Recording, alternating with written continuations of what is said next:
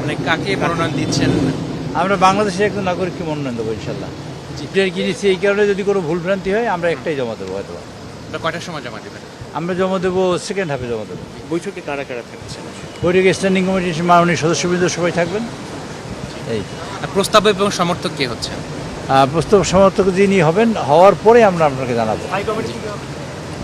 কোথা থেকে হবে তা তো জানি না, এখন মাননীয় প্রধানমন্ত্রী যে সিদ্ধান্ত সেই সিদ্ধান্তই বাস্তবায়ন হবে। স্থায়ী কমিটির সদস্যবৃন্দ থাকবে। রাষ্ট্রপতি নির্বাচনের জন্য শুধুমাত্র ভোট গ্রহণটাই হবে নাকি বিশেষ অধিবেশন ডাকা হবে?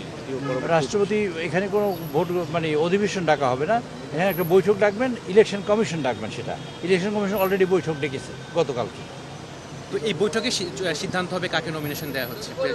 ওই ইলেকশন কমিশনের বৈঠকের দিন মানে বৈঠক মানে ভোটের জন্য দাওয়াত বলছি ওই যে পিএম এর সঙ্গে যে বৈঠক আজকে আছে, আজকে আজকে পিএম এর সাথে বা এইচপিএম এর সাথে বৈঠকে আজকে সিদ্ধান্ত হবে কাকে নমিনেশন দেওয়া হবে এবং কারা কারা মনোনয়নপত্র স্বাক্ষর করবে।